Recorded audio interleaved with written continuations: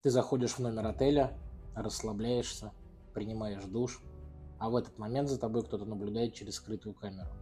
Или ты ложишься спать, а ночью кто-то выходит из шкафа. Это не сцены из фильма, а реальные случаи похищений, которые происходят в отелях, где все включено. Почему туристки и дети исчезают бесследно? Как работает эта схема? И самое главное, как защитить себя?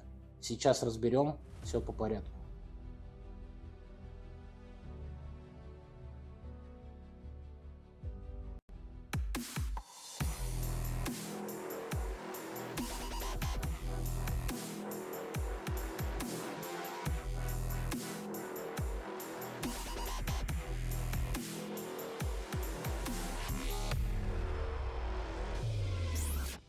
Часть первая.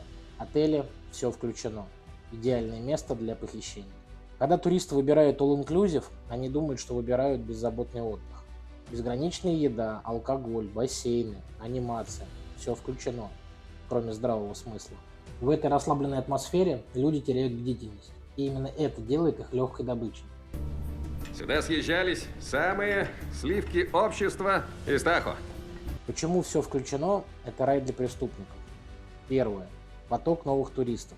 Никто не запоминает лица. Каждую неделю приезжают и уезжают люди. Значит, исчезновение отдельного человека никто не заметит. Второе. Слабый контроль безопасности. В отелях нету камер на каждом углу. И персонал уже привык, что посетители напиваются и ведут себя странно.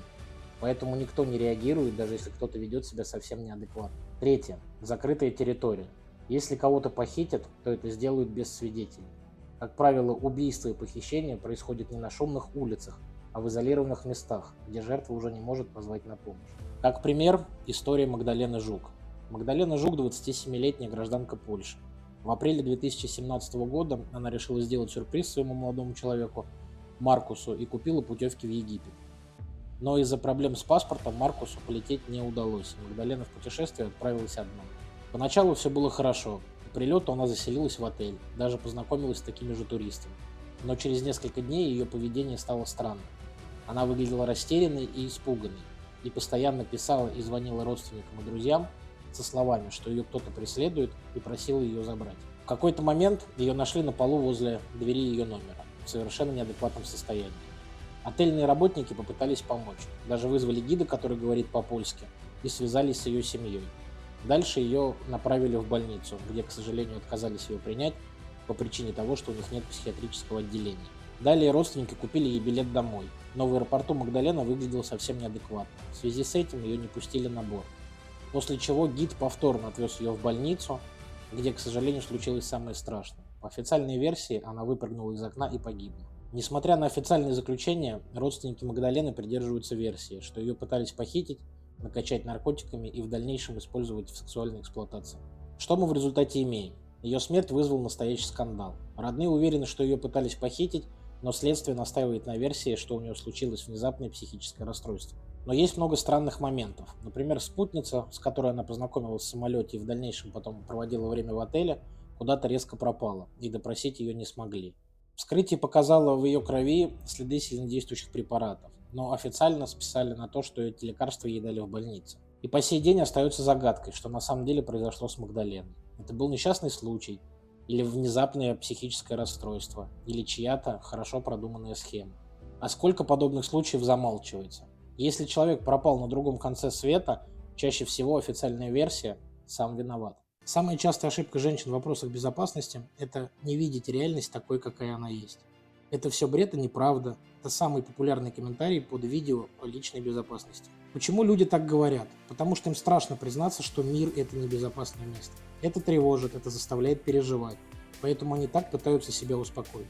Но отвергать реальность значит оставаться уязвимым. Инфантильная позиция «со мной такого никогда не случится» делает человека идеальной жертвой. Именно так думают те, кто в итоге оказывается в ловушке, в токсичных отношениях, в такси с опасным водителем, в опасных районах на улице. Мы понимаем вас. Никто не хочет жить в постоянном страхе. Но безопасность – это не про тревогу, это про контроль. Мы не запугиваем, мы показываем реальность, чтобы ты перестала быть жертвой и начала управлять своей безопасностью. Мы сделали бесплатный тест, который покажет, какие ошибки в безопасности совершают 90% женщин и детей, где твои слабые места и как их закрыть. Как перестать надеяться на удачу и начать действовать осознанно? Мир не самое безопасное место. Но ты можешь сделать так, чтобы тебя это не коснулось. 15 минут, которые однажды могут спасти тебе жизнь. Ссылка в описании. Проверь себя прямо сейчас. Часть 2. Скрытые камеры в номерах. Представь, ты заселяешься в номер, расслабляешься, принимаешь душ, переодеваешься. А в этот момент кто-то наблюдает за тобой. А возможно даже записывает. Хорошо. Они не будут там смотреть? В том-то все и дело, что будут. Отличный план. Это не паранойя, а вполне реальные угрозы. Скрытые камеры в отелях находили по всему миру. От бюджетных гостиниц до люксовых номеров. И самое жуткое, что эти камеры работают чаще всего онлайн, передавая картинку в реальном времени. Как понять, что за тобой могут следить? Во-первых, обращай внимание на подозрительные предметы в номере. Камеры чаще всего прячут в дымовых решетках, в телевизоре, в настольных часах, в вентиляционных решетках, бывает даже в бутылках с шампунем и в настенных освежителях воздуха. Некоторые камеры такие крошечные, что их увидеть невооруженным глазом практически невозможно. Но есть несколько проверенных способов. Как проверить номер на скрытые камеры? Первое. Сделай тест на отражение. Выключи свет, включи фонарик на телефоне и посвети на все подозрительные предметы по твоему мнению. И если ты увидишь какой-то яркий блик, это, возможно, линза камеры. Второе. Используй фронтальную камеру. Инфракрасные камеры, которые часто используются в слежке, излучают свет, который можно заметить через фронтальную камеру смартфона. Проверь Wi-Fi сети. Скачай приложение типа Fing, оно покажет все подключенные устройства к сети отеля. Если увидишь какие-то подозрительные названия или устройства с камерой, это тревожный звоночек. Четвертое. Проверь зеркала. Некоторые отели используют двухсторонние зеркала. Проверить просто. Прикоснись пальцем к зеркалу, и если между твоим пальцем и отражением есть зазор, значит это обычное зеркало. Если зазора нет, то, возможно, по ту сторону кто-то за тобой наблюдает. Что делать, если ты нашла скрытую камеру? Не паникуй, но действуй быстро. Саму камеру ни в коем случае не трогай руками. Сфотографируй и сними на видео, где она находится. Сообщи об этом на ресепшн и потребуй новый номер. Вызови полицию. В некоторых странах слежка в отелях – это уголовное преступление. И перед тем, как будешь уходить, обязательно проверь свои вещи и багаж. Часть 3. Тайные проходы и скрытые двери. Ты закрываешь дверь, ставишь чемодан у входа на всякий случай и ложишься спать. А через какое-то время из стены выходит человек.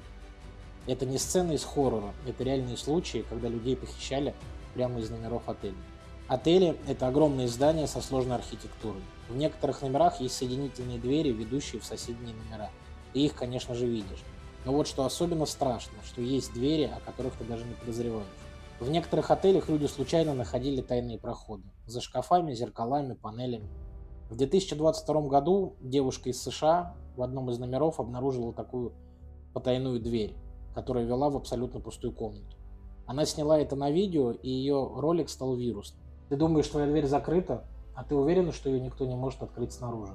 Во многих отелях на дверях стоят обычные защелки, а ключ-карточку можно легко скопировать или перехватить у персонала. Один из таких случаев произошел с девушкой по имени Мэнди. Она услышала, что в ее номер кто-то пытается проникнуть. Она вовремя успела изнутри захлопнуть дверь, но все могло бы закончиться иначе. А что, если бы он зашел? Тебе кажется, что это редкость, но на самом деле были случаи, когда злоумышленники получали дубликаты ключей прямо на ресепшене, сказав просто, что они забыли свой. Представь, ты в отеле, лежишь в постели, и вдруг щелчок замка. Что ты будешь делать? Расскажи об этом в комментариях. Давайте подытожим. Соединительные двери между номерами. В некоторых отелях есть номера, которые соединены одной общей дверью. Как правило, она должна быть закрыта с обеих сторон. Но бывают случаи, когда дверь остается незапертой, намеренно или по халатности сотрудников. В худшем случае ключ от этой двери может оказаться у того, у кого его не должно быть. Фальшивые стены и шкафы. Бывали случаи, когда за стеновыми панелями и шкафами люди обнаруживали проходы, ведущие в технические помещения или даже в соседние комнаты, и преступники отлично используют их для незаметного проникновения. Двери, ведущие в никуда. В США туристка однажды обнаружила за занавеской дополнительную дверь, которая вела в чью-то квартиру. Никто не смог объяснить, как она там оказалась, но факт остается фактом. Как проверить, нет ли тайного прохода в твоем номере? Первое. Осмотри стены и мебель. Если шкаф или зеркало кажутся подозрительными, попробуй их подвинуть или постучать по ним. Если звук глухой, окей. Если пустой, как будто за ним есть пространство, это повод задуматься. Второе. Проверь соединительную дверь. Если у тебя в номере есть дверь, ведущая в соседнюю комнату, убедись, что она заперта с обеих сторон. Если она даже хотя бы немного шевелится, потребуй персонала проверить эту дверь или сменить тебе номер. Третье. Обрати внимание на вентиляционные решетки. Иногда за ними скрываются проходы в технические помещения. Если ты обнаружила странную решетку, сфотографируй ее и попробуй аккуратно потянуть на себя. Четвертое. Проверь полы и ковры. В некоторых случаях проходы в технические помещения могут быть замаскированы под люки в полу. Если ковер как-то странно приподнят, возможно, что под ним что-то скрывается. Что делать, если ты обнаружила подозрительный проход? Не игнорируй, даже если он кажется просто техническим. Не оставайся спать в этом номере. Сообщи персоналу, и если ты чувствуешь опасность, то сообщи и в полицию. Если же ты осталась в номере, но у тебя есть какое-то ощущение, что кто-то может войти, заблокируй дверь. Используй мебель и тяжелые вещи. И что еще немаловажно, никогда не засыпай с незапертой дверью, даже если ты находишься в пятизвездочном номере. Но что если опасность исходит не от дверей, а от людей, которых принято считать нормальными? Например, гиды, которым ты во время путешествия доверяешь свою безопасность. Часть 4. Гиды. Когда ты приезжаешь в чужую страну, гид – это твой спасательный круг. Он тебе расскажет, что можно, что нельзя, покажет лучшие маршруты, создаст ощущение безопасности. Но что, если он не твой защитник, а часть опасной схемы? Истории о гидах, участвующих в похищениях, звучат как страшилки, но это реальность. И они происходят чаще, чем ты думаешь. Как работает схема? Обычно все начинается невинно. Гид выбирает кого-то из туристической группы, чаще всего это молодая девушка, путешествующая в одиночку, либо семья с маленьким ребенком. Гид ведет себя приветливо, узнает детали, где остановились, с кем путешествуете, когда планируете уезжать. А сейчас ты Вам меня- помочь? Давайте я вас двоих щелкну. Да, пожалуйста. Первый метод – завоевание доверия. Гид может предложить эксклюзивную экскурсию или прогулку по вечернему городу по барам, якобы только он знает секретные места. Все происходит налегке, под соусом такого дружеского общения. Второй метод – разделение группы. Часто на экскурсиях гиды используют следующий трюк. Например, он может предложить: хочешь ли ты сфотографироваться в каком-то особенном месте? Он тебя туда проведет, но туда не пускает толпу. Нужно поехать только тебе и ему. О боже, Роман хочет покатать меня на яхте. Он такой обходительный, такой милый. Мы только что познакомились, но уже понимаем друг друга Хорошо, как... только пообещай мне, что никуда с ним не пойдешь. Договорились? В какой стати? Закрой глаза.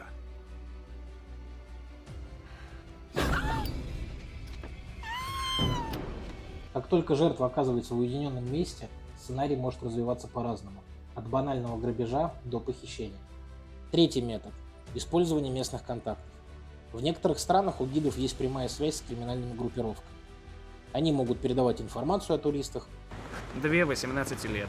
а в некоторых случаях и лично приводить жертву в нужное место. Реальная история. История первая. Квадроциклы и бедуины. Девушка отдыхала в Египте со своей 11-летней дочкой, и они направились на экскурсию на квадроцикле.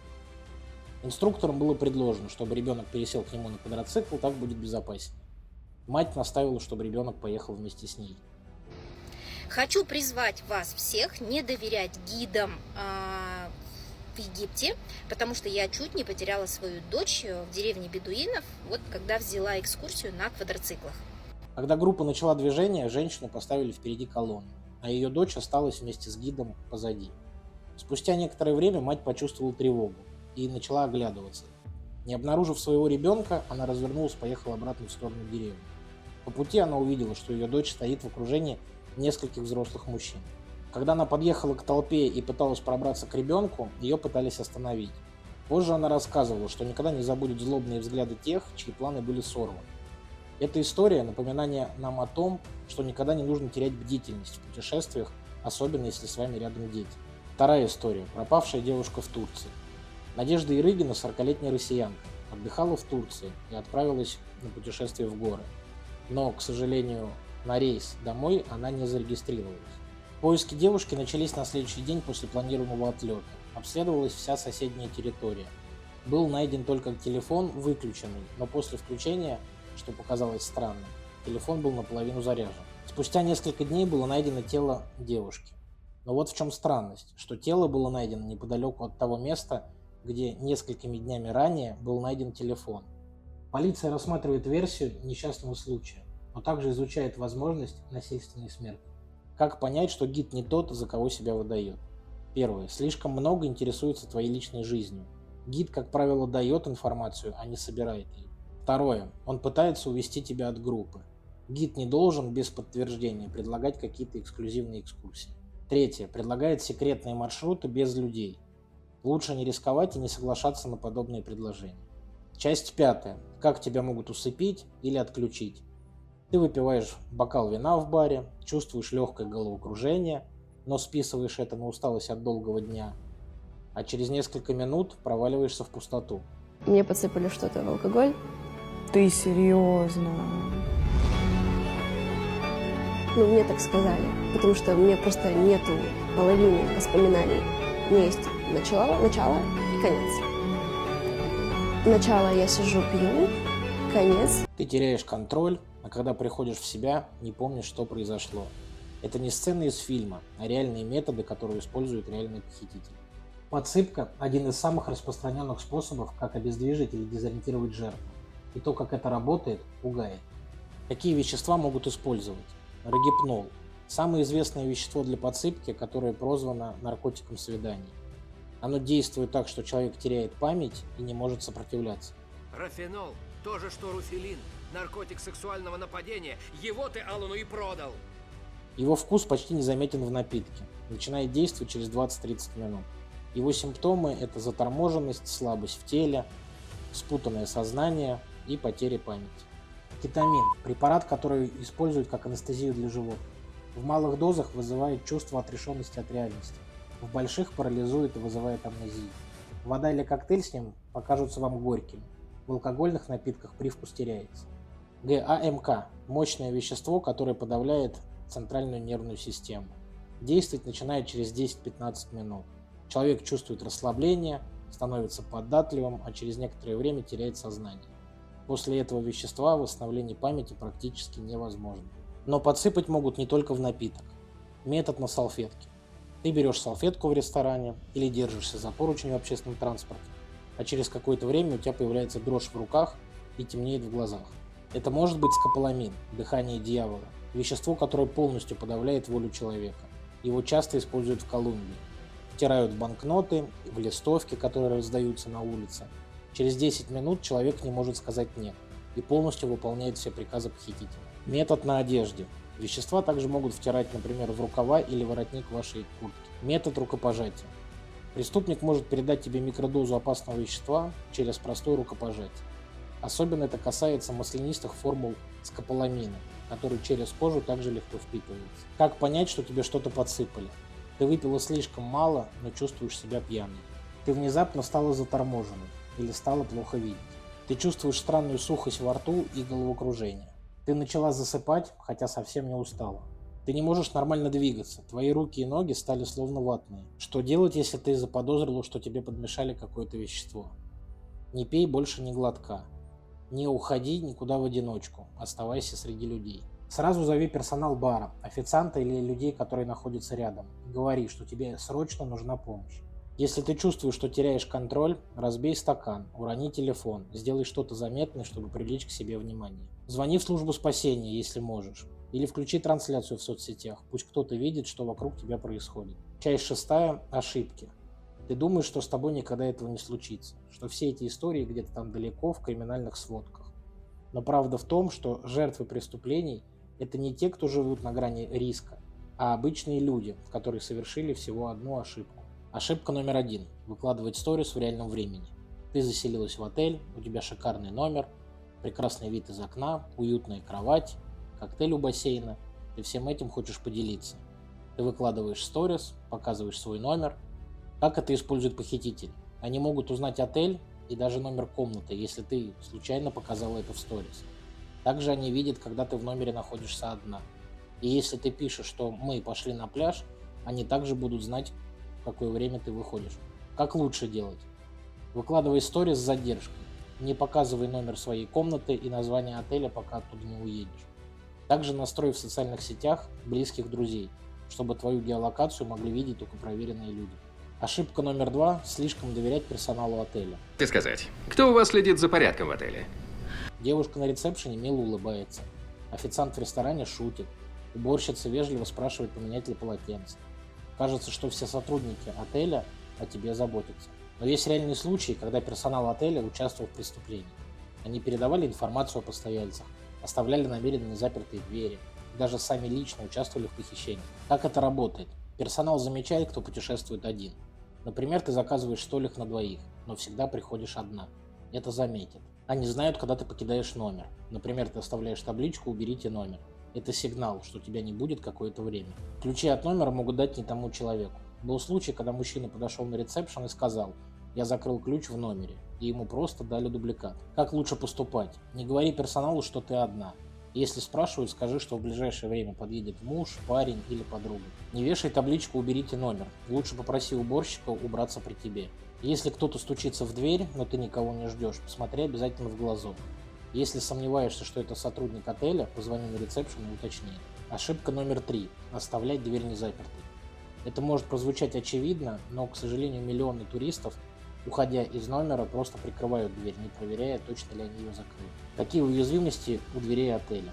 Некоторые карточные замки можно легко взломать с помощью дешевых сканеров. Персонал может иметь универсальные карточки. Даже если кто-то уволился и больше не работает, карточка может остаться у него на руках. Двери с автоматическим закрыванием могут не защелкнуться до конца. Как поступить правильнее? Каждый раз проверяй дверь перед выходом. Дерни ее и проверь, что точно она закрылась. Используй дополнительную защиту. Обязательно, находясь в номере, закрывай на защелку. Или используй резиновый стопер. Он стоит копейки, но может спасти жизнь. Не открывай дверь, если не ждешь гостей. Если он говорит, что он сотрудник отеля, удостоверься в этой информации. Опять-таки, позвони на ресепшн или пусть покажет тебе бейдж. Ошибка номер 4. Быть слишком вежливой с незнакомцами. Ты в отпуске, расслаблена, все кажутся вокруг доброжелательными. Парень возле бассейна улыбается, угощает тебя коктейлем, вы мило общаетесь. Он узнает, в каком номере ты живешь. Все вроде бы хорошо, до момента, пока ночью он не стучится в твою дверь. Как работают преступники? Они предлагают выпить, угощают тебя коктейлями, а потом тебе резко становится плохо.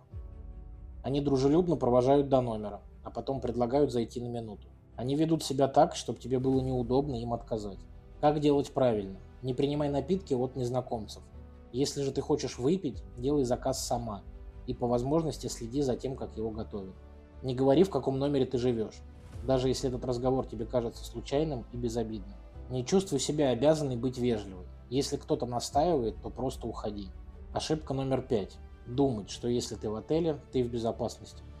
Отель – это не крепость. Это здание, где десятки, а то и сотни людей имеют доступ в коридоры и в технические помещения.